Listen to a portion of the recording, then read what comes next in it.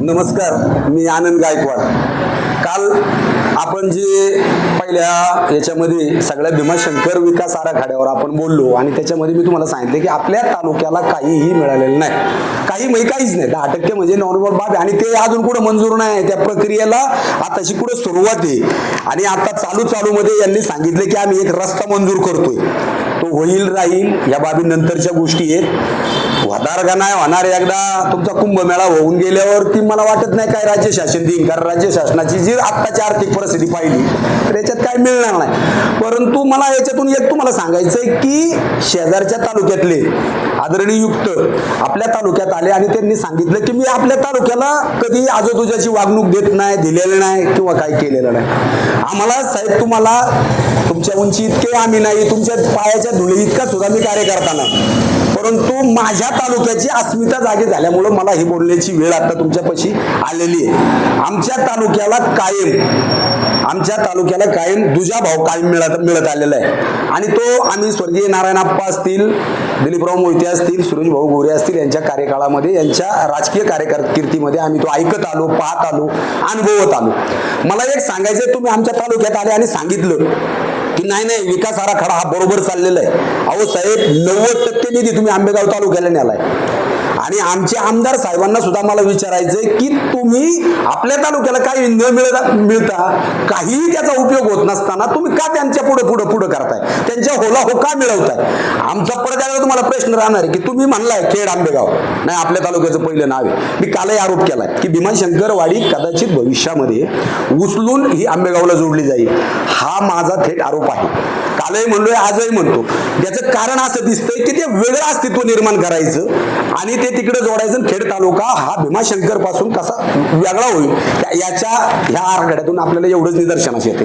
माझं म्हणणं असं आहे साहेब, तुम्ही आपल्या आमदार साहेबांना की तुम्ही किती ह्या परिषदा आयोजन केल्या, कोणत्या शिखर परिषदेत किती तुम्ही बैठकीला तिथं गेले आणि त्या बैठकीमध्ये तुम्ही काय नक्की भूमिका मांडली खेड तालुक्याची, खेड तालुक्यासाठी तुम्ही काय भूमिका मांडल्या, काय हवंय, काय सुविधा पाहिजेत, किंवा राजगुरुनगर पासून आपल्याला जो रस्ता आहे तो सिमेंट काँक्रिटीसाठी मागणी केली का, तो वाढीसाठी मागणी केली का, किंवा तो जो 1 किलोमीटरचा 1.25 किलोमीटर 2 किलोमीटर राहिलेला आहे त्याच्यासाठी काय प्रयत्न केलेत का, हे मायबाप जनतेला तुम्हाला सांगणं आता काळाची गरज झालेली आहे. कारण ते येतात आपल्या तालुक्यात येणार, आपल्याला सांगणार मी माझ्या स्किलवर मिळवलं. मग आपलं स्किल कुठे यामध्ये? आपलं स्किल नाही का? मी मंत्री झालो, स्किलवर झालो. आपल्या तालुक्याने जे प्रतिनिधी 50 वर्षामध्ये पाठवल्या त्यांच्याकडे याचं स्किल नव्हतं का? फक्त तुमच्याकडेच होतं का? आम्हाला दाबण्याचा प्रयत्न करू नका. आमचं म्हणणंच नाही की आम्हाला लगेच मंत्रीपद हवंय. आम्हाला माहिती महाविकास आघाडीचा आमदार आहे, सरकार तुमचं आहे, तुम्हालाच त्याच्यात मंत्रीपदी मिळणार आहे. अहो पण साहेब जरा ध्यानात घ्या, तुम्ही आमच्याही पाठीमागच्या लोकप्रतिनिधींना सांगताय त्यांच्याकडे स्किल नव्हतं. जे स्वर्गवासी झालेत, सुरेश भाऊ असतील, नारायणराव असतील, किंवा आता दिलीपराव मोहिते असतील, किंवा आता हे बाबाजी काळे असतील, आमच्याच लोकांचं स्किल नाही असं तुम्ही भासवताय, असं तुम्ही सांगताय. तुमच्या तालुक्यातल्या लोकांना खुश करायसाठी पण आमच्या तालुक्याचा अपमान होतोय ना याच्यामध्ये, तो का आम्ही सहन करायचा? आता आम्ही सहन करणार नाही. यापुढे जर अशा काही गोष्टी घडवण्याचा प्रयत्न झाला तर आमचा तालुका शांत बसणार नाही, हे तुम्हाला मला या माध्यमातून सांगायचंय. दुसरी गोष्ट, या शिखर बैठकांना ज्या झाल्यात याचा सुद्धा शिखर बैठकीचे सगळे इतिवृत्तांत लोकांना पाहायला मिळाले पाहिजे, लोकांना उपलब्ध झाले पाहिजे. ते आता आम्हाला मिळत नाहीयेत. आम्ही तो प्रयत्न करतोय मिळवण्याचा, परंतु काय मिळत नाही. ते सुद्धा लोकांना, मायबाप जनतेला ते बघायचा अधिकार आहे का नाही? लोकशाही आहे ना, ते जाहीर करा. ते ओपनली झालं पाहिजे, ते लोकांना मिळालं पाहिजे आणि ते पुढे मिळणार हे तुम्हीच सांगा.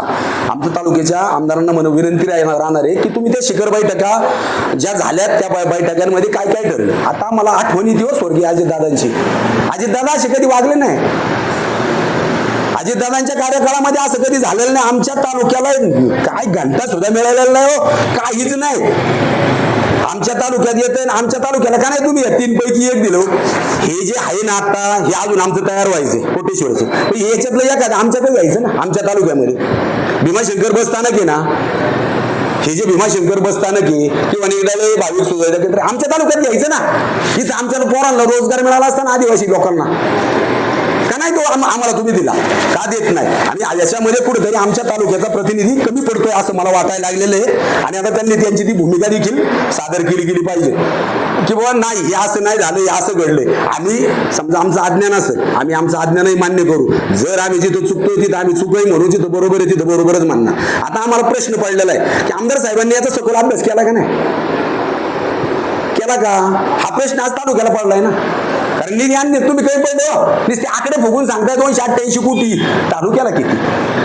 याचा काहीतरी गाजावाजा सगळा तालुक्यात झालाच पाहिजे. आणि आमचं म्हणणं एकच आहे की तुम्ही जे ते सांगतायत त्याला होला हो म्हणू नका. आपल्या तालुक्यासाठी भांडा. आपल्या तालुक्यातल्या मायबाप जनतेने तुम्हाला तिथं सभागृहात पाठवलेले, याच्यावरती तारांकित प्रश्न करा. याच्यावरती उद्याच्या अधिवेशनामध्ये तुम्ही जास्तीत जास्त भर देऊन त्याच्यामध्ये भांडा, तरच त्याचा काहीतरी फायदा होईल. नाहीतर आपल्याला काही फायदा होणार नाही. आपला तालुका असाच विकासापासून वंचित राहणार आहे. आदिवासी भागामध्ये काम करताना आता यांचे जे इको झोन, हे झोन, ते झोन, त्याच्यामुळं पाठीमागच्या प्रतिनिधींना काम करता आलं नाही, तुम्हालाही काम करता येत नाही. मग ह्या झोन साठी सुद्धा भांडलं पाहिजे ना. कधी भांडणार आहात तुम्ही? याच्यावर कधी आवाज उठवणार आहे?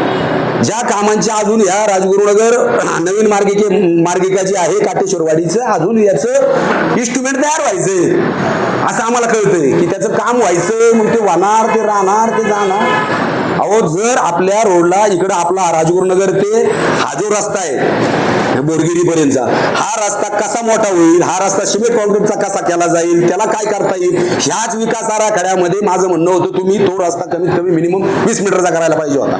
तरच लोक इकडून जाणार आहेत. अगोदरच त्याची वाट लागलेली आहे की मुंबई पुण्यावरून जाणारे जे लोक आहेत ही मंचरवरून जातात. कालच्या एका कुठलं तरी बातम्याला छोटेच होतं की मंचर मार्गे जाणारा पसंती देतात. का देतात? रस्ते चांगले. आपल्या रस्त्याला कोण येणार आहे? जर लोक झाली नाही तर तुमचा विकास कसा होणार आहे? पर्यटन कसं वाढणार आहे? पर्यटन नाही वाढलं तुमचा रेट कसा वाढणार आहे? लोकांची प्रगती कशी होणार आहे? होणारच नाही आमदार साहेब. म्हणून आम्ही जीव तोडतोय. आमचं काय वैयक्तिक तुमच्या बरोबर अजिबात काय भांडण बिंडण काहीच नाही. सदर विकास कामाची इस्टिमेट कधी तयार झाली, कोणत्या टप्प्यासाठी किती निधी मंजूर झाला आणि त्यापैकी खेड तालुक्याला नेमका किती वाटा मिळाला याची पण माहिती आम्हाला उपलब्ध झाली पाहिजे. इकडे धड कामं चालल्यात, आम्ही रस्त्याने चालल्यावर डोळे फिरायचे एवढी कामं चालल्यात आणि आपल्या बाजूला काहीच नाही ना. आणि आज तुम्ही सांगताय त्यांच्या मांडीला मांडी बसून त्यांनाच सांगताय की तुम्ही सांगा हे बरोबर आहे. अहो हे चुकीचं चाललंय ना.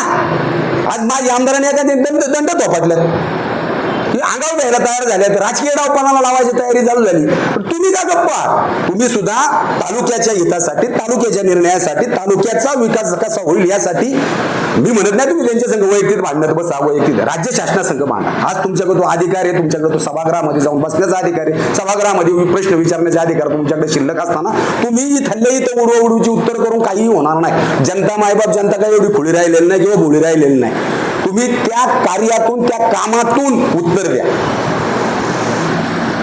त्यामुळे आता आम्हाला अशी शंका यायला लागली की अरे महाविकास आघाडीचा आमदार महायुतीच्या माणसांबरोबर बसून सगळं हा हे बरोबर आहे, ते सांगतात बरोबर आहे, तुम्ही होला हो मिळवताय. आम्ही काय समजायचं नक्की? तुम्ही आमच्याकडे राहिलात का? आता महाविकास आघाडीत आहेत का? त्या गेला तिकडे फक्त शरीराने इकडे मनाने तिकडे गेले की काय?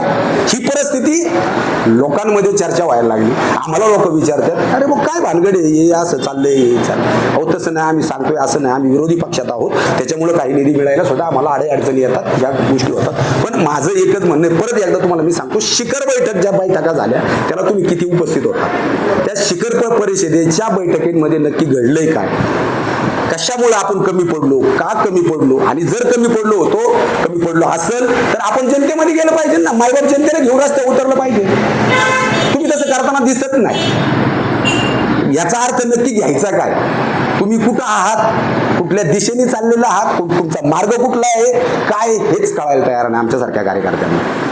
ही मोठी शोकांतिका आमच्या आता ही राजकीय दृष्ट्या जर बघायचं गेलं तर ही मोठी दुसरी शोकांतिका आहे. आमचं म्हणणं पुन्हा एकदा तुम्हाला मी सांगतो, राजगुरुनगर ते भीमाशंकर हा मार्ग ज्यावेळेस खऱ्या अर्थानं सुखकर होईल त्या वेळेला खऱ्या अर्थानं ह्या भीमाशंकरचं महत्व जे राजगुरुनगरमध्ये जे खेड तालुक्यामध्ये आहे त्याच वेळेस निदर्शनास येईल.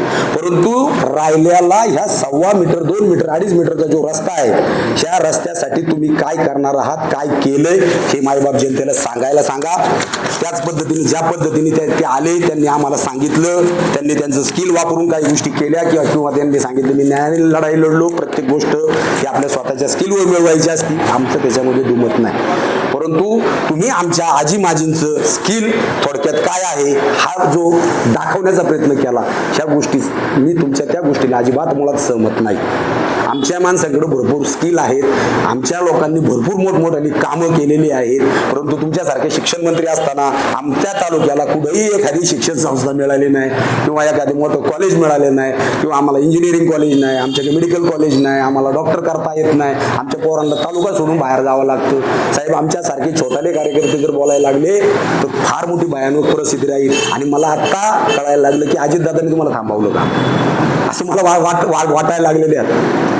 तुम्ही ज्येष्ठ असताना सुद्धा तुम्हाला थांबावं का लागलं, की ह्याच कारणामुळे काय लागलं का काय. आणि आमच्या तालुक्याला तुम्ही कमी लिहू नका. आमच्या तालुक्याला कायम सावत्रपणाची जी वागणूक आमच्या मनामध्ये निर्माण झालेली आहे की साहेब आम्हाला कायम वागणूक सावत्रपणाची देत आहे, ती देऊ नका, ही माझ्या हात जोडून विनंती राहणार आहे. त्याच पद्धतीने माझ्या आमदार साहेबांना सुद्धा विनंती राहणार आहे की साहेब तुम्ही आता खऱ्या अर्थानं हे तुमचा आता हे दुखावटा वगैरे संपला की त्याच्यानंतर या शिखर बैठका ज्या आहेत ह्या फार महत्त्वाच्या आहेत तालुक्याच्या दृष्टिकोनातून. त्या शिखर बैठकावर तुम्ही काहीतरी बोललं पाहिजे. तुम्ही एकूण किती बैठका झाल्या, त्या कुठं झाल्या आणि त्या कशा पद्धतीने आयोजित केल्या गेल्या, त्याला कोण कोण उपस्थित होतं, त्यामध्ये आपण काय काय मागणी केली होती आणि आपल्या ज्या मागण्या होत्या किंवा ज्या मागण्या अधुऱ्या राहिलेल्या आहेत त्या अजूनही मांडण्याची आपल्याला मला असं वाटतं संधी आहे. त्याचा खरा आवाज तुम्ही उद्याच्या अधिवेशनामध्ये सभागृहामध्ये मांडा, हीच या माध्यमातून मी आपल्याला विनंती करतो. आणि अनेक मुद्दे अजून आपल्याला घेऊन पुन्हा सामोरे जायचंय हे या ठिकाणी सांगतो आणि थांबतो. नमस्कार.